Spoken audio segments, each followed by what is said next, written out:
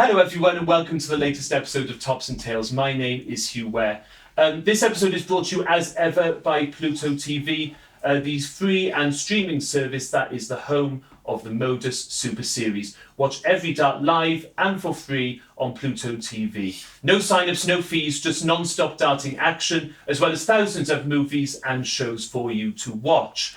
Download the Pluto TV app now and start watching on your smart television. The link is in the show description. Joining me today is one of the most popular, if not the most popular player on the circuit today. After winning the Masters in 2021, that catapulted him into the Premier League of Darts, which he thought to himself, while I'm at it, I might as well win that as well. Also in 2021, he went on to win the World Grand Prix title and the World Series of Darts finals in Amsterdam.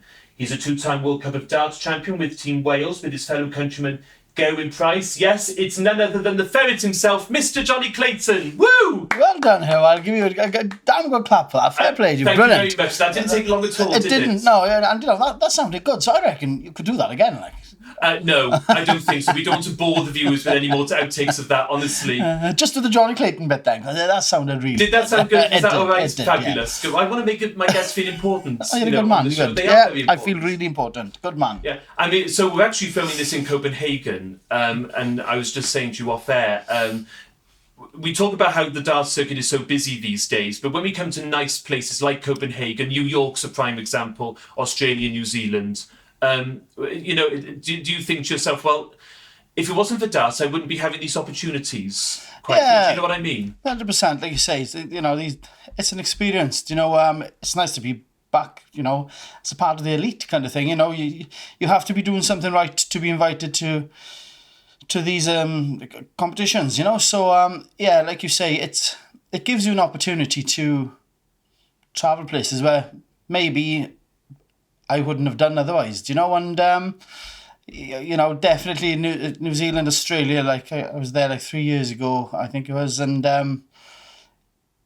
maybe Australia would have been on my list, but when, the old bucket list, when that would have happened, I don't know even if I would have ever gone down there, I don't know, but, with darts, it's given me that opportunity.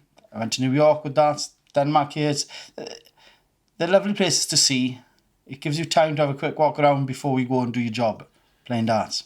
Yeah, I mean, I must say, if it wasn't for darts, it would be like, Skegness, 10B, place like this, if it wasn't for darts for me. So I feel like really lucky. But I want to start, before we sort of talk more in depth about your darts career, everybody knows about Gerwyn Price's rugby career. That's very well documented. I don't think as many people know about your rugby story, Jonny. So tell us about rugby for you. What was that like? Yeah, that was my game. Darts was never in mind. I used to sit in front of the TV every Christmas time. Back in the day, because I'm a little bit older than Gerwyn Price, so never. Yes, you don't look I don't look it. I know that. Thank you very much, pal. So it used to be the Christmas time, like the lakesides where Bristol, So you were a darts fan, even like growing up as a kid. As a kid, my family, my dad was a massive darts fan. He played it, darts himself. My mum played darts. My grandmother, my grandfather. It was a big thing in our family. Like, do you know what I mean? My auntie, she played darts. I'm not sure if she still does, but darts was a big thing. And Christmas time, it was like, right, TV on, let's watch darts. So, but rugby was my hobby. Rugby was everything. Being Welsh, rugby is that, it's... Oh, we're mad about it, aren't we? Exactly. Even more so than football, I think. Just 100%. culturally, it feels like rugby is the sport. Yes. Especially down with us, down west, because you had the Scarlets. I'm 9 miles away from Llanelli town, which the Scarlets are playing from, So, rugby was massive in our neck of the woods. So, growing up as a kid, it was, darts on TV. There was a dartboard in the house, obviously, where my dad was always practicing, whatever. So I'd throw darts and make holes in the wall, obviously. But rugby, the weekend was rugby. And so where did you play? What position were you? I was a scrum half. So you were. I must say I don't really know too much about rugby. No, that's fine. You were right in the thick of it then. Were you as a scrum half? Yes, basically, the difference between Gerwyn Price, because he was a hooker. So we used to call them the donkeys because they'd done all the hard work. And then from 9 back then with a pretty boy in rugby, so we done the, the running bit of it. Like, do you know what I mean? So we were the showmen kind of thing. Sorry, guys. I didn't want to call you a donkey, pal, but, we understand each other, Well, pal. you'd have worked well in the same team then. In the same rugby team, you'd have worked well, him as the hooker. Well, yes, a hooker and 9, they were a close team on a rugby field because, we were the ones that would talk to each other kind of thing. So he would pass you the ball? And not pass us the ball, but, I would, in a scrum, I would have to feed at my hooker. In a line-out, I'd have to tell my hooker what calls. We were a big part of the game kind of thing. So, but he was still the donkey, but sorry guys, you boy. But no, rugby was everything. I played for Pontyberem, my local side, and I played a few games for Aberafan, Carmarthen Quins. So, I moved about a bit, but it was my village side. All my friends played for Pontyberem. We were a good side. We were a Division 2 side, so it was basically you had the Division 1 and then the Championship, obviously, which was Cardiff, Scarlets, Neath, back in the day. But now it's gone to regional, so you've got the 4 regional teams, and then we'd have been 2 divisions below. But obviously, it was my life, rugby, my friends. You'll never have a camaraderie like that team of boys. You'd go training on Tuesday just to see what happened on the weekend. You go train on the Thursday to go through maybe a few moves ready for Saturday. And obviously Saturday then 1 o'clock couldn't come quick enough.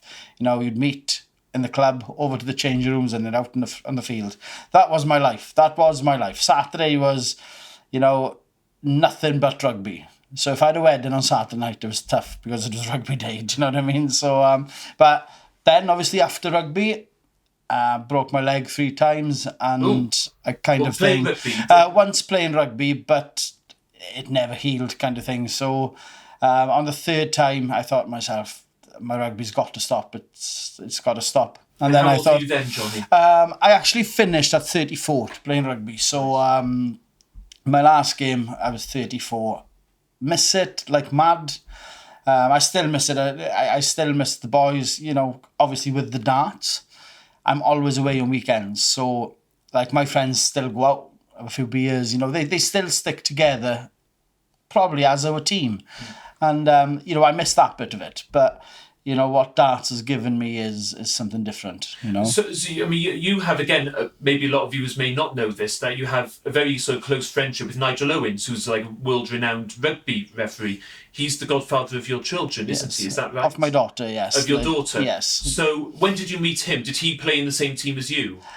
Nigel Owens playing rugby was a big no-no. That's why he went to be a referee. And that was like me with darts, to be fair. That's why I became a referee, to be fair. So we have that in common. Yeah, he's like, best friends, kind of known Nigel through all of school. He's a little bit older than me, but, Are you in school together, were you? Yes, he was like 3 school years older than me. Sorry, Nigel, you are a bit older, sorry, pal. But 3 school years older than me. So I want Nigel to come on this podcast so he can respond to that. 100%, and he probably will, But Nigel, this is a call for you. Please come on my podcast, please. I would love to have you. But he's a character, what he's done out of rugby. Recognised as the best referee in the world of rugby. When the New Zealanders wanted to referee games, you're doing something right. Do you know what I mean? So. Fair play to him. Another village boy that's travelled the world at the top of the sport. So, it's nice to see faces from little villages, doing well. So, Nigel's my daughter Fion's godfather. So I see enough of Nigel. He'll never change. He was naughty in school and he's definitely naughty now. So Does he play darts? No. Do you have a game of darts with him? I don't think I'd trust Nigel with a dart in his hand, to be honest. He reckons he was a bit of a pool player, but I've seen him play pool as well, so we leave that one there. The less said about that, the better. Yes, okay, 100%, no problem. 100%. You touched upon, so you played in the 3rd division. Was it 2 divisions below the 2nd division? But it was three division low from the championship. Right, so the championship was your Cardiffs and your Neaths and your Bridgends at the time. Yes, Pontypridd, Pontypool, Swansea. All them. Yes. I actually had a season ticket to go and watch Cardiff. Did you? When I was a kid, and that was before the regionalisation came in. And then I remember regionalisation happening, and Cardiff became Cardiff Blues. Yes. It became the Neath Swansea Ospreys. It became, who else am I thinking of? The Newport Gwent Dragons. But yeah, and then you had the Pontypridd and Bridgend were the Celtic Warriors. Oh yeah, I think that's yes, right. That was, yes. And then the Scarlets, obviously. So well, obviously, I mean, we've seen the state of Welsh rugby at the moment. Obviously, we're on our worst losing run in our history and all the rest of it. Yes. What do you make of regionalisation? Because there appears to be a lot of politics going on within the WRU at the moment. Yeah. Why are we on such a slump, Johnny? Is it because, frankly speaking, maybe the quality of play coming through isn't the same, or is there more to it than that? Do you think regionalisation has anything to do with it? Yes and no, probably. Yes, because it's gone to 4 regions, where you used to have 12 teams in a league. So we just say, our Welsh, number 9 gets injured. So now we've got 3 regions to pick another number 9, where you had 12 teams to pick. So my personal opinion is you need more teams to find more players. I find that now these 4 regions have massive squads. There's only one player that can put that jersey on to play a game on a Saturday. You might have the same position on the bench, but there's only 6 subs. There's too many bums on seats, that are not playing, where if it was a 12 league team, obviously then, some of those bums that's on seats would be playing elsewhere because they want to play rugby. Same as, like football. You only have so many people that'll stay in a team until they think, no, I want game time. And it's like, yeah, funny. That was good, wasn't it? But you should say that game of all places. Yeah, looking at you, sorry, boy. But game times before they move on, because they want to play. So basically, I think in the world of rugby, me personally, I think we need more teams.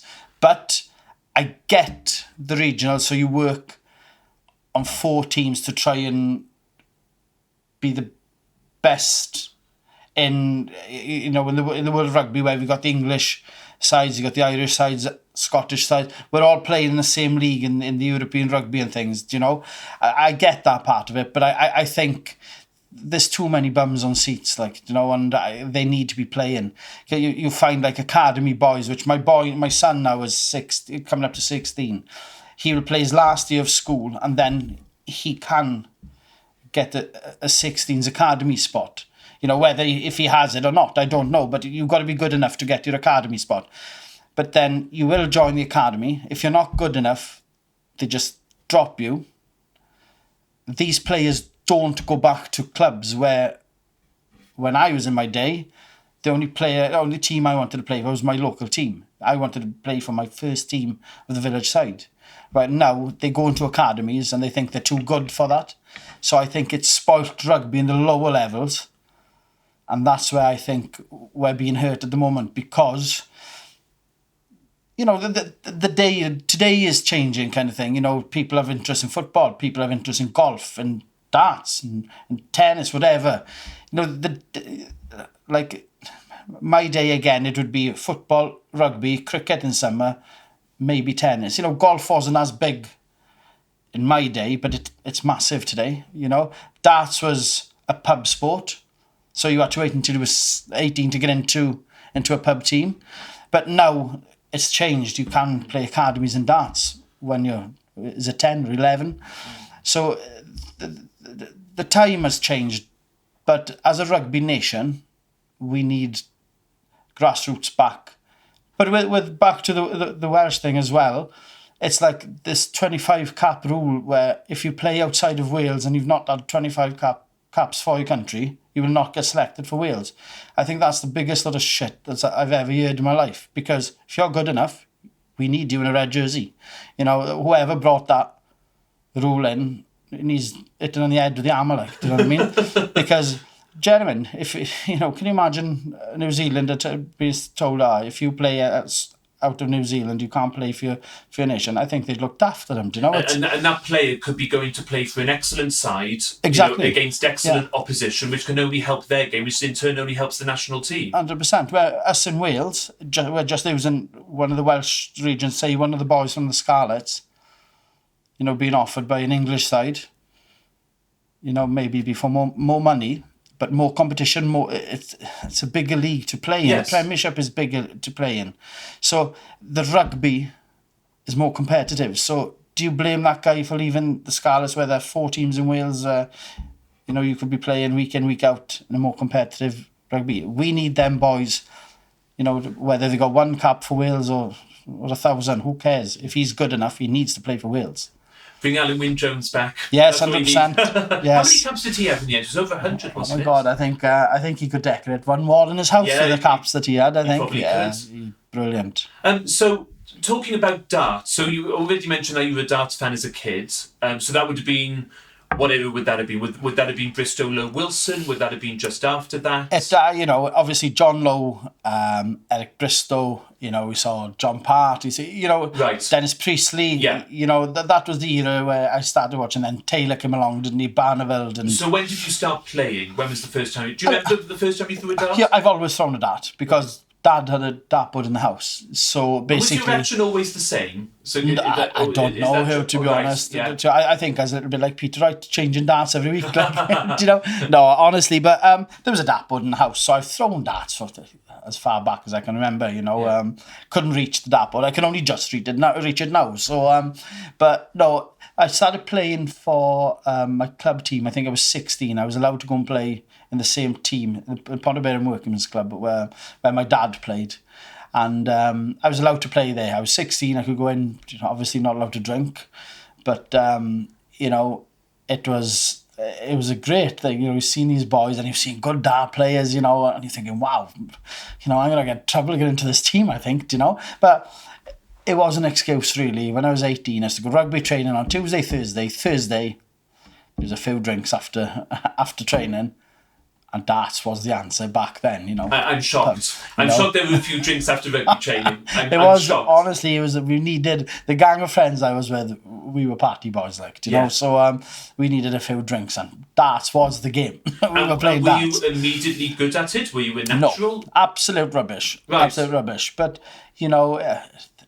as I was getting older, we were playing on a Thursday night, but then you want to try and keep your place in the side, so I'd start practicing a bit, and then I got to like a level with as a youngster that I could keep my spot in the team, and then I was getting then a little bit better. I was one of the better players in the team, and then the story was then as I was getting older, my rugby was slowing down, and I started playing Super League. So it was every other Wednesday, if I remember right, every other Wednesday you'd play in a Super League, and then you might be selected for your county if you're good enough. So I got to the stage where I was good enough to play for county, so I played for Pembrokeshire. And within a year, I got my Welsh cap for the BDO. So something must have clicked. I was playing well at the time, and I thought, I like this. I really do like it. So I put a lot more time into it. So, that was my story with from rugby to nearly PDC. Yes. Yeah. I mean, it's because I remember you. So when we were both in the BDO together, and you would come to the odd Chelsea and the Welsh Open and Green Sands. Maybe not do all the circuit, but you would do bits and pieces. Yeah. But you were a consistent regular for Wales by this time. Yes. Any great stories, any great memories with likes of Martin Phillips, Wayne Warren, people like this? Them boys, the Wayne Warren, Martin Phillips, he was just a legend, you know what I mean? That guy, what a great ambassador for Welsh darts. I remember there was a funny story you were telling me about when you were in Blackpool for was it the Home Internationals in Blackpool? Home International, which one was that now? I had so many bloody stories. It's something about a bar of a certain nature. We went into a gay bar, and yes, it was like it was called. We were in Blackpool, which was the further up in Blackpool. I can't remember what. Cleveley's. No. Oh, Right. Have you thought about that then? I can't remember the name of the place we were. We were Welsh International. So anyway, Wales being Wales, we never booked for the Sunday night. So we played our last day, obviously, on the Sunday. We didn't have Fleetwood. Oh, in Fleetwood, yes. Fleetwood, okay. yes. Yeah. So we didn't have a room in Fleetwood. Right.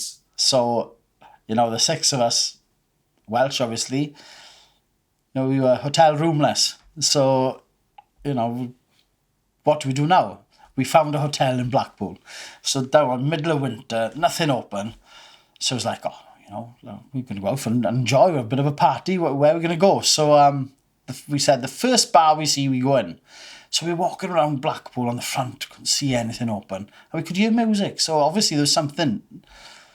So we went around this corner and we could see lights going and the music coming out of this bar. The bar, it was Peekaboos. So it was a gay club, right? Okay, yeah. So in we go. It's a great name. And, right, Peekaboos, it was brilliant. And do you know what, right? It was brilliant. It was absolutely brilliant. They were all the acts going around singing in pubs. They were all doing a charity for something, whatever the charity was. I don't remember, but they were doing a charity. So all the guys were singing in this pub that day. Yeah. So maybe, one would sing 3 or 4 songs, then he'd leave. One of the other acts would come in and do... it was fantastic. It was a great thing. And one of my friends was a bit wild, Em's a hell of a boy. So it was his round on the bar. So we're standing there now, there's about 5 or 6 of us. I'm thinking, where's this Em's gone? Emma his name is, but Em's we call him. Where's he bloody gone? Couldn't find him anywhere. So there's this guy on a dance floor, must have been about 6'4", massive, right? I haven't seen nobody as big as him in my life. But he was dressed in knee-high boots, fishnet stockings, a little miniskirt, and an American police woman outfit, right? Oh my God. But you don't take no notice when you walk in, but the music's going, and as this guy turns around, my mate is hugged around him, dancing with him on the stage, and I was thinking, well, it ain't going to get much worse than this, isn't it? As you start as you mean to go on, it was a brilliant night, We were made to feel so welcome. Yeah. The music was fantastic. And that's where we stayed. What a night, And, when you look at the legends of Welsh dance, the Wayne Warrens, the Martin Phillips, and those guys made you feel so welcome in a team. Yes. Because I was completely new to it. It was myself, Kevin Thomas was there. Kev was brilliant dart player. Oh, brilliant, yeah. But he was cemented in a Welsh shirt. He was one of the big boys. Stephen Cake was there. You could go on and on, like Peter Johns and things like that. It was. Did you play in the 4-man team? I did. You did. I did. We went to the 4-man, yeah. When I played the 4-man, it was myself, Wayne Warren, Martin Phillips, and David Smith Hayes. David Smith so, Hayes. Yes. Yeah. So we went to Canada on the World Cup. That's the only World Cup I played for I vaguely remember that. I wasn't there, but I vaguely remember in Newfoundlands, yeah. And then the 2 ladies were Rhian O'Sullivan, and Julie Go. So we beat. I'm going to put this in. We beat England in the team game. So and I won that game. I'm going to take that, and it was against Glendurant. So I'm going to take it. It was the last leg against Glendurant.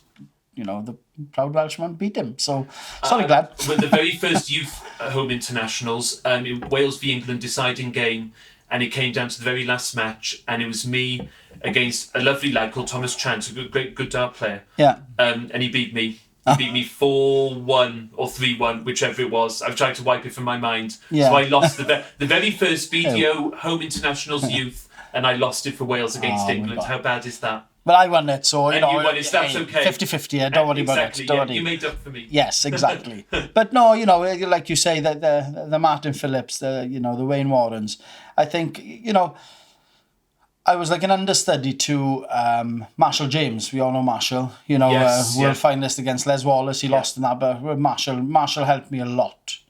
I played in Marshall's pubs and, because he only lives 9 miles down the road in Llanelli town. So Marshall took me under his wing and, he taught me a lot about darts. And then another one was Eric Burden. Eric Burden, massive darts for Wales. He only lives 4 miles away from me, and I've played in teams with Eric, but Marshall was the one that I kind of He was a big influence. Yes, because I played in the same team where I played against Eric, not in the same team kind of thing. Was Marshall like your mentor? If anybody was a mentor, yes, it was Marshall. A little bit, yeah, he was, to be honest. You know, he'd give you a lot of advice, and, you know, he'd try and put you, you know, try and tell you how to get on in darts and things like that. You know, yeah, he was brilliant. He was good to me. Very, very good. It's funny, isn't it, how, because Marshall James, former Lakeside finalist, lost the final to Les Wallace back in the mid-90s, didn't he? Yes. But it's amazing how, particularly in Wales, I find, like, sort of or any sort of smaller country, like any all these different stories all tend to sort of come together. Yes. They're all interconnected in some way or another. That idea that he could be an influence on you, 100%. you know, in your career, Yes. you know, and things like this, it's very interesting to me. Yes, and it was like, you know, obviously with Marshall and Eric, you know, I knew them long before I knew Martin Phillips and these guys, because I wasn't involved in, you know, county darts even without internationally. So, but when I did get my first cap, you know, they looked after me, to be fair, Wayne and Martin. And, you know, it's funny, like, you know, if you could put, like, this time now back 30 years, it'd be interesting to see how many of the BDO players would have made that step to the PDC, knowing what darts has become today. Do you know what I mean? Because it was a massive split, wasn't it? You know, the BDO and the PDC, you didn't cross that line if you were a BDO player. You know, I remember playing an international, was it out in Romania? It could have been in Romania. I think that was my last game for Wales. And, you know, like you said earlier on, I only done a few tournaments. I only done, like, just starting the Welsh Open. I think it was the English, the down in Breen Sands. I done once I went to Chelsea. You know, I didn't follow BDO darts at all. It was just like, you know, the closer ones, we'd go and do that, like, you know. But I remember Ross Montgomery turning around and saying, you know, I heard you're trying, you know, to Q school. And I said, yeah. The shit he gave me by saying you're jumping, you know, you're swapping codes and stuff. Like, I thought, well, you know, I've never played Lakeside in the World Championships. I've never done anything like that. So, me personally, I thought, well, to start off, it's got nothing to do with you, mate. I really don't care what your opinion is. I genuinely don't care, considering that he's jumped over to the PDC now and anyway. So, whatever he told me back in the day, sorry, Ross boy, but you should eat your words. But, you know, I didn't like it. And, Alan, you know, we were there because I'm big friends with Alan Suter. And, you know, it was just a decision that I made. Do you know what I mean? And it's like, I was lucky enough to have my card on the fourth day. I think I had to get to a semi-final to get a year card, if I remember right. But I won the day, so it gave me a 2-year card. And, you know, I've never looked back from, you know, I never slagged the BDO off, because that's where most of us as players started. Yes. And I really enjoyed my time there. I'd never ever slag it off, because we had good fun, you know. It was, they were a great bunch of people, like, you know. But, you know, it was getting to the time, if I'm going to give it a go, that was it. Well, I think I was Welsh #1 on averages and stuff at the time. So, you know, I thought, right, give it a go. Well, there was an exhibition that I went to down in Parker Scarlets that I remember, and you were on the bill. And I think this was just before you went to the PDC at that time you've just described. And you played Phil Taylor. And he beat you, but you played really, really well. And all I remember backstage afterwards was people saying, "Oh, he's really good. Yeah. You know, he should be going to Q school. You know, he should be doing this." And I think Taylor himself was saying that. Yes. What are your memories of that? Was that an important night to you? Did you walk away from that night thinking, right, I'm going to give this a go because this is what everyone's telling me. I've just shown how well I can play against Phil Taylor, who was still active at the time. Yeah, he was the top player, you know, and I remember that. I'm not sure if somebody pulled out of Parker Scarlet, and then they phoned me up to see was I available to go down and fill that gap. So I said, yeah, I mean, 9 miles down the road, I'll be there, 100%. Yeah. So the funny story is, Jason Tame of MODUS, who is now my manager, was the one running that show. So when we speak now, he always turns around and says, "Oh, that night, Johnny, I'll never forget that night. I've got Phil Taylor, the biggest name in darts, against an unknown Welshman, nobody'd heard of, but for the local boys." And I was 3-0 up against him. He did beat me 4-3, right? It was as if somebody just flipped a switch. Oh, were you 3-0 up on him? I was 3-0 up on him. Oh, I don't remember that bit. I was flying, well. yes. Yeah. Everything went. And I was thinking, Phil Taylor? Who's this Phil Taylor? I can beat him. I could beat. But honestly, it was as if somebody put, like, go on his back. And then Phil Taylor came out of the shell and hammered me. But I can remember going up to the back room, to the practice room. And I remember Jason going, you nearly spoilt my effing night there by beating Phil Taylor. And, you know, we laugh about that now, like, do you know what I mean? And it was good. But that was the only time I played Phil Taylor. I never played him in competition at the PDC. Never, ever. Never? Yeah, either I was out way before, you know, Phil, I could get anywhere near Phil. But, you know, we never, like on the floor tournaments, we never ever played against each other. But I played in loads of exhibitions against him. Did he say anything to you after that Park of Scarlets? Yeah, 100%. He said, you know, Phil, just straight as a die, and he just turned around and he said, Jonny, you know, you threw some good darts up there, you know. Have you considered maybe going a step? Because I had explained that I was a Welsh international and blah, blah, blah. And he said, have you ever thought of going a step further? And I said, yeah, I have. But he said, well, just give it a go, because if it doesn't work, you know, you can try again. And it worked. But my first Q school, I got through. So, you know, I take a lot of things off the great Phil Taylor. You know, I loved the way his attitude to darts, you know, it was like, as soon as that last step on the stage came, he was in a different zone. He was like, right, work begins. And, you know, you stand behind him and watch, nothing changes. Everything was spot on with him, you know, and you think, that's how you need to be. You need to be focused at all times, because Phil was 100% focused on everything he done. It's very interesting that you say that, because I was going to ask you about this a little later on, but seeing as how you brought it up right now, it's a good segue. I was going to ask you about that, actually, because when I stood there refereeing for you, I feel that very much from you, that you are just head down, carrying on. Yeah. Nothing phases you, nothing gets to you. You know, the opponent could be tripping you up. Yeah. Quite frankly, and you wouldn't notice. Yeah. You know, so that's sort of where that comes from. Is it that from watching Phil? Yes, in a way, I suppose, yes, because I try and get.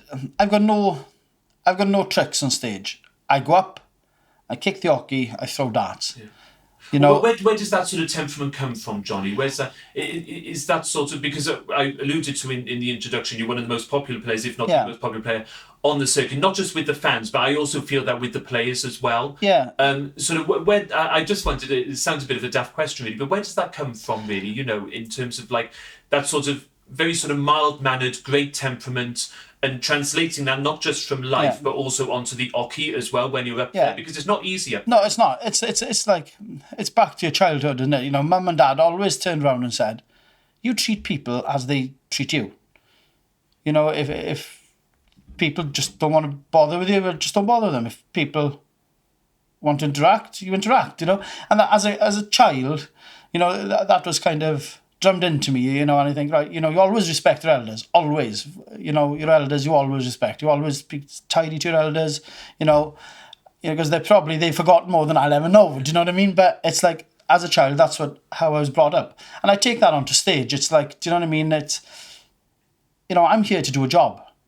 If I don't throw good darts, I'm not going to win that game. So my mindset is, forget what everybody else is doing. Just try and do your job good. Because if I'm on song, I've got a good chance of winning that game. So, you know, it's his job then to try and knock me off my game. And it's like, I just go up. I'm a massive believer in, if I don't produce good darts, I'm not going to win that game. And nobody else can help me. It's, you know, it's me that's leaving that dart go. So it's like, either perform or you try again next week kind of thing, do you know? So, and that's how I do think, you know, some people, you know, I'm not saying they're mind games, but there are mind games in darts where, you know, sometimes they slow you up as they're walking to get their darts, or little things, you know. But I just try and get on with it. I just try, you know, because if they don't go, I want to get off that stage. I don't want to hang about and waste my time. If my darts are not going, it's time to get off the stage, do you know? But yeah, it's all to do with how I was brought up. You know, you be tidy to me and I'll always be tidy to you. You know, I've got time for everybody. I talk a glass eye to sleep. So, you know, but that's the council days, that is. A cup of tea and a chat always went well. So, You kept that job for a long time, didn't you? Even after sort of you became professional, you were earning sort of good money from darts. Yeah. It was only relatively recently that you gave that up, am I right? Yeah, I think this is my 3rd year, I think. Okay. Well, you know, the council were brilliant. I can never, you know, slag the council off. They were brilliant. They helped me along my journey. But in the beginning, when I had, you know, it's 10 years back now, it's my 10th year. So it was like, you know, I wasn't in everything. So I didn't need a lot of time off. Everything was on a weekend. So it was like we travel on Thursday night. So I'd have to take the Monday off. Well, my buddy Kendall would come with me. So he'd drive back on Sunday night. So I never missed the Monday in work. So I could use my holidays. Yeah. But then as time went on, I got a little bit better, got into a few more things. Then you need 2 days off, so you take the holidays. But the holidays would run out pretty quick then. And then I used to take unpaid leave. And then when the 21 season came along, obviously COVID was around that time as well. So it was like I won the Premier League. I was basically in everything then. I'd invited to World Series and things. So there was a lot more darts. And then I spoke with the council and they helped me out brilliant. They gave me 12 months off unpaid leave. So my job was still there, but it was unpaid leave. So obviously that was still going good. Well, I needed more time off, but your unpaid leave then moves into a sabbatical, which with the council rules, you cannot earn money through other work on a sabbatical. You can have, obviously you can go travelling, or if there was a member of family that you were looking after, that's different. But just to go and play darts to earn money didn't happen. So they turned around and said, oh, listen, you can come back to work and apply again for 12 months, but we're not guaranteeing that, which I don't blame them, and I made the decision then of giving up work. So, yeah. Do you feel, if I may ask you this, do you feel more pressure now that this is your sole job, as opposed to when you had two, you always had one to fall back on? Or not really? Not now. I did when I gave it up. Right. Not now. It's as if... You're used to it now. Yes. You're used to but when the one good thing when you're working, you know there was always money in your bank. If you don't win a game, you get no money in darts. So that bit was in my mind. But, I was high enough up in my rankings. When you look at sponsorship on your shirt and things like that, you're not potless, but it feels by not winning something that you're potless. Where you're not gaining. No, I suppose. Exactly. Yeah. So, in my head it was always like, when I was working with the council, obviously there'd be money in my bank to pay my bills. Anything else was a plus, So, but not now. I don't think of it now. It's my job, and I enjoy the game. It's all good. Yes. When you first joined the PDC, you established yourself as a top 16 player, and you would win the odd title here and there on the floor, or maybe even the odd Euro Tour. Yeah. Or was there a specific moment for you where everything just sort of clicked confidence-wise, where you went from a certain level, which was very, very good, obviously being a top 16 player, to trophies, to winning, to titles? I'm going to be honest here, Hugh. I used to sit watching the TV on Christmas, watching MVG playing Phil Taylor, thinking, wow, look at them boys. I never had one thought that I was going to be on that TV one day. Never, ever. I thought, look at that, brilliant. But all of a sudden, I'm on this TV. I'm in the top 16 of the world. But that year, the 21 year, I know it's going back a few years now, but when we won that World Cup, me and Gez, something just happened. Something that just was clicked. The turning point, is it? 100%. Like you say, I'd won one or two pro tours on the floor, which I never ever thought that was going to happen, but I did. But that World Cup, first time for Wales as well, I was a part of that, and there's something clicked. I don't know, maybe it was the first trophy that I won, the first big thing that I won, and just sparked something off, and it's gone brilliant from then on, you know, so it's great. You showed to yourself that you could do it, I suppose. And when you show yourself once that you are capable, then a whole mindset can sort of change after that. Yeah, I think it's belief, isn't it? Do you know what I mean? It's confidence and belief. You know, it's like I always say, me and Gez, we have a great laugh when we're playing. You know, we have a bond where it's probably the rugby connection because it's a team bond. We get on really good.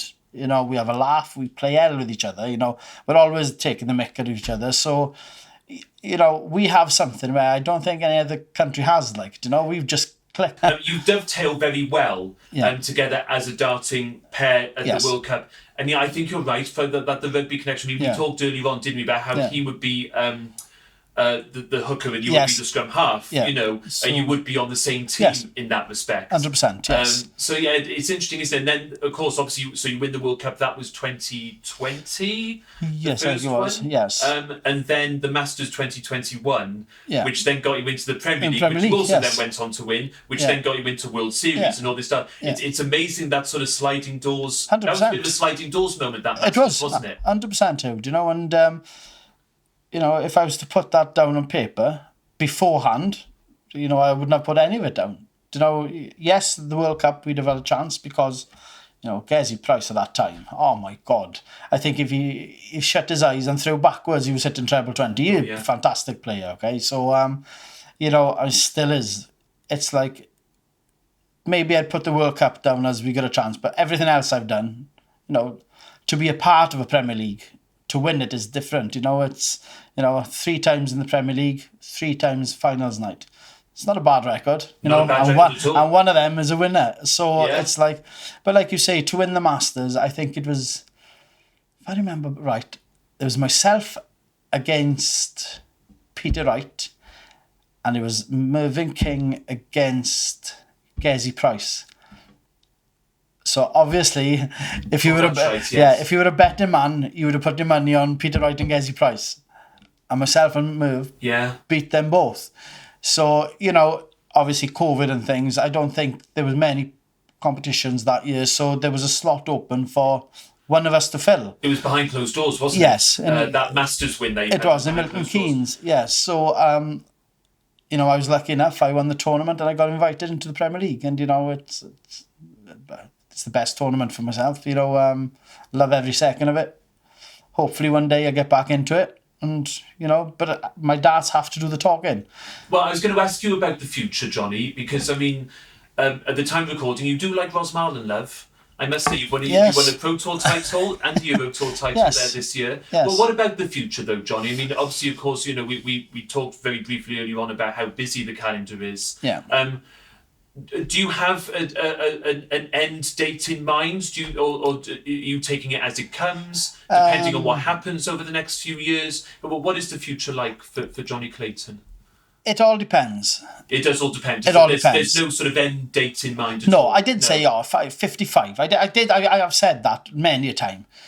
But I think my mind has changed a little. I think my mind has changed. As long as I'm enjoying it, I'll carry on. Yes. The day I stop enjoying, that's the end of it. Yes. I will not chase something that I don't enjoy doing. I think the fire's still there within you. Yeah, listen, 100%. It is. As ever. You know, I'm the most miserable guy ever when I'm stood in that airport before flying out to somewhere and standing in that airport coming home, right? But, you know, it's a part of the job. You know, do I like it? No, I don't. But the job, I love. Once you put your foot on that stage, there's 1,000,000% effort from Jonny Clayton on there. I want to win. You know, I win a game, there's more money in my wallet. And that's how I look at that. You know, it is a job. You try and go and make as much money as you can out of it. Do you know? It's given us, as players, as darting professionals, you know, money that I would never, ever... You know, I could only dream of working as a plasterer. And you have said to me before, Jonny, that you're setting your family up 100%. As well. You know, that's what you're doing it for, is for your children and for Ellen, your lovely wife. And 100%. You know, me and Ellen always speak, and it's like, you know, Ellen keeps going, and she says, you know, if you want to finish, finish. She always tells me, she never influences me in that. it's my decision, you know, because she always says, I can't tell you to do something. I can't tell you not to do something. So, you know, we always turn around and say, this is for the future, for our children. Do you know what I mean? The world is getting harder. It's you know, it's not as easy. Back in my day, if I didn't like my job on a Monday, by the following Monday, I could have phoned somebody else up and start a new job somewhere. You don't do that today. You know, work is harder. You know, life is harder. So, you know, I'm just going to try and give my children what my parents gave me, a future. Do you know? So, it's that's the mindset, and that's what you need. You need, you know, yes, I'll speak about Luke Humphreys because he has 2 very young children. You know, it's like Luke could do this game for 10, 15, 20 years if he wanted to. But then again, he could think, right, I've got enough money, I'm comfortable. You know, I think I'm happy now. I can live the rest of my life great. And my children have got a future. You know, people are so different. You know, if you want the money, it's there, but you have to put time and effort into it. And it is a sacrifice. It is. As much as what we talk about, you sort of setting your children up and all the rest of it, you also have to spend a lot of time away from them. Yes. You know, and that's the kind of double-edged sword, isn't it? That's the down part, do you know? Right, yeah. It's especially with, I'm talking myself, my boys playing rugby. This is just one example. They've done 2 like finals in the rugby, and both times I was in the European, which I couldn't turn up to watch them play rugby. Right. If that was maybe a floor tournament, a players championship, maybe I would have missed it. But when you do the Europeans, it's different money. It's like I say, it's your job. The more money you can make, the better. Yes, and you know, I look back and I feel gutted for him because he wanted to see Dad there. That's the downside. That is because you can never, but no matter how much money you get, you will never ever buy time back. So I've missed my boy for the last 10 years, and my daughter obviously in netball. So it's like I've missed important years of their childhood. But hopefully one day they'll find that's why he missed that, because he's built this for us. Yes. And that's my mindset. You know, it's like I'll try and put it back where I've missed. And I'm sure they will, and Jonny. I think so. I'm sure they know now, Jonny. You know, they're both dart fanatics. So Are they? Yeah. Yes, 100%. Wow. So when I go, right, you know, I come home on a Monday, say, from somewhere, and they'll ask, why are you next week then? Because they just want to watch darts. And it is. It's fantastic, you know. So I'm lucky in that way. You know, I have been on the other foot where they're crying that I'm going. Now that is difficult. That is total different scale. Do you know what I mean? And you know, you're on a downer straight away before you jump in the car, leaving the house. You know, your fans don't see that. Your fans don't see that. That's what they see is the time and the money that you get after winning. You know, but that's not life. That's not the truth of it. That's a part of it, but that's not the truth. There's a lot of sacrifice behind. There's a lot of sacrifice. Yes. Yeah. Yeah. I mean, I wanted to ask you actually about the World Matchplay just very quickly, and I mean, I don't obviously I don't want to ask you about the backstory if you don't want to tell me. If you want to tell me, then by all means. What I wanted to ask you about it more than anything was how you focused on the dartboard to get through to the World Matchplay final of 2023. Because your father was in hospital, wasn't he? Yes, he was during that week. So how you managed to focus on the dartboard how you where that mental strength came from, John? How I genuinely don't know. It was a shock to us. It was a hot summer day, and because my dad lived 2 doors down from my auntie and uncle, and my uncle phoned me, said, Johnny said, you need to come up. Dad is not looking very good. So anyway, we'd gone up, blah blah blah, and he was as white as a sheet, and Ellen being a nurse said, we need to take him in. So we took him in, and it was his blood levels low, anemic, isn't it? So he was in, he'd had some blood, blah blah blah. So he was getting back to himself. Yeah. So anyway, 7 weeks later, you know, he's on his last days, and the Sunday I played on. If I remember right, I played my first game on a Monday, so I was travelling up on Sunday morning. So Ellen had decided, right, my wife, she's staying with Dad. So I take the kids up to Blackpool. So, you know, the last thing on my mind was darts. You know, I was nearly pulling out to the tournament, everything. Okay, so, but he was such,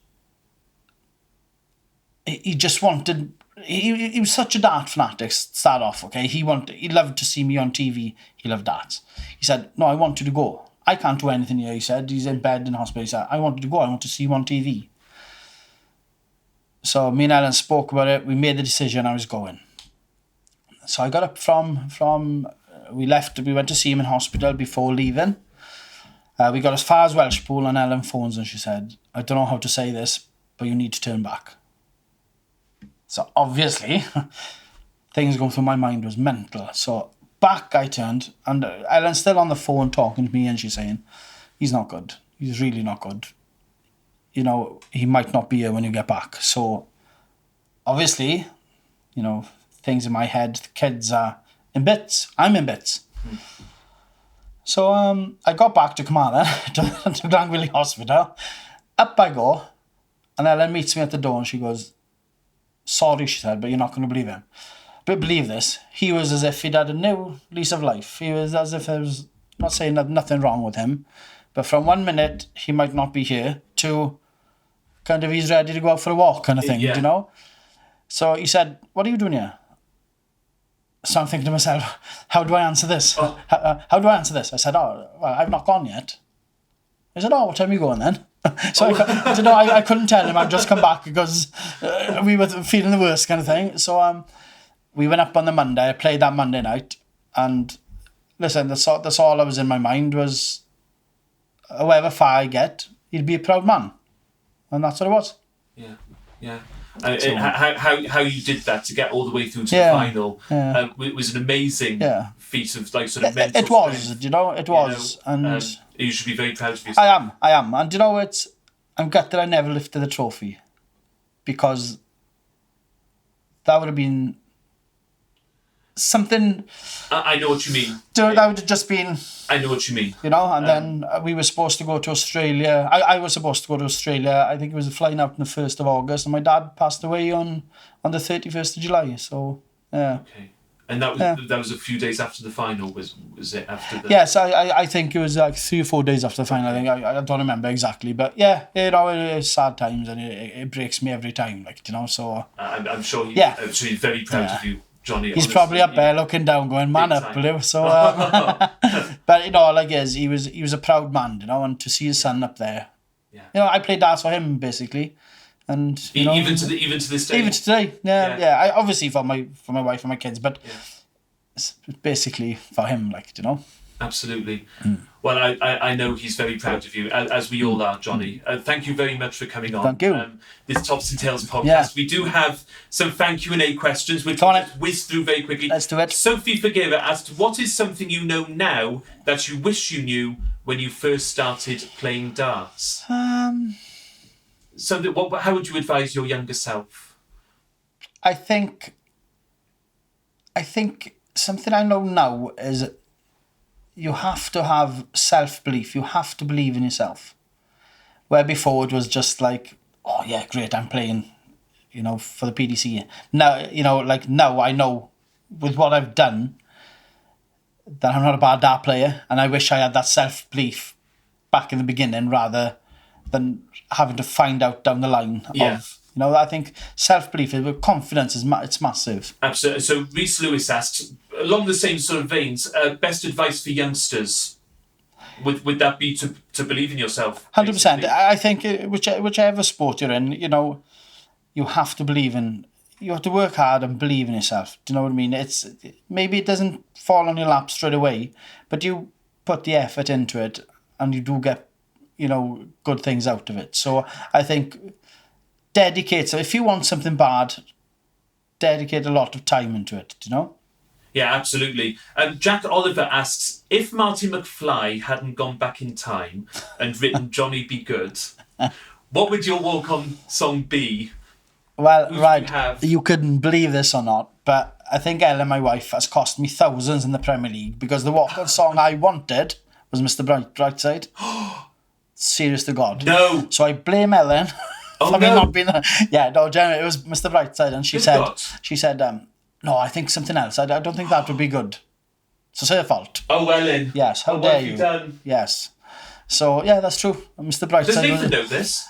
I have told him, yes. Oh, right. But, yeah, he just laughs. And he goes, thank you, Ellen. So, yeah. Yeah, exactly, yeah. But, oh, wow. Yeah. God, I got images now of you walking out to Mr. Brightside. And you know, it was Mr. Brightside, and then, do you remember the film Top Gun? A massive film. Yeah. Highway to the Danger Zone. Yes, that song. do you know, I love that song. Those are the two songs. Has anyone got that now? I don't think they have. Somebody should, because that's a hell of a... Exactly, yeah. And she said no to both. No, well, Johnny B. Good's still good, though. It's still good. It's it is still good. iconic in its own way. Yeah. You know, and it's got my suits name obviously. in it, doesn't it? Exactly. Do you know what I mean? So it does suit you, but about Mr. Brightside. Yeah, Brightside or Danger Zone. Yeah. So yeah. You talk about sliding doors. Oh no. Yeah. Oh well. So next time. Next time. David Reese asked, "What's your Nando's order, love?" Well, he didn't say love. I'm saying love. But like, yeah, what's your Nando's order? My Nando's order's always hot thighs. Hot thighs. Hot thighs with spicy rice and chips. Oh, you like the spice? You say, I'm such a baby in Nando's. I'm plainish. Yeah. Is anyone else out there plainish? That's not good plain. You've got a bit of spice, pal. In all walks of life, yes. I'm plain. But just, hot thighs. So hot thighs, right. yeah, lovely. Well, let's go to Nando's in St. David's Centre. 100%. Be really nice. Yes. And last question, Mark Bishop asks, is there a story behind your ferret nickname? Oh, it's a rugby thing. It's all to do with rugby. And back in the day, remember the programme, the Gladiators? Yes. That was a big thing, you know, back then. And it was like, you had the wolf, I think there was a scorpion, whatever. And they always used to take, because I was tiny, I don't think I was 10 stone. I just could not put weight on. Now I look at food and I put weight on. But now it's like, back then I was so fit. It was like I could eat whatever I wanted. You know, I was turning up to a rugby game with like Russell chips and curry sauce, eating it, and people are going, "You're going to play rugby? You know, you'll be throwing that up." And I go, "No, I could eat another one." Yeah, so it was one of them. And basically, I was so small. They would, you know, that Gladiators thing was on TV, and they were all going, "Oh, can you imagine if he was on it? What would his nickname be?" And weeks went by, and they were all trying to think, and somebody just turned around and said, "The Ferret." Oh. And it was because of rugby. It is all because of rugby. As a 9, you dig for balls or whatever, you know, the rugby ball, the ruck, and blah, blah, blah. And they turned around and said, ferret. Somebody said the ferret. And it just stuck. It just stuck. That's funny. So it's a little bit of the rugby and taking the mick. If I was ever on that show, The Gladiators, it would be the ferret. I would say just because like your favourite animal was ferret. Do you have ferrets? No. I think you should get one. No, I think I should. Yeah, Mark Webster, right? That little... I won't swear on you.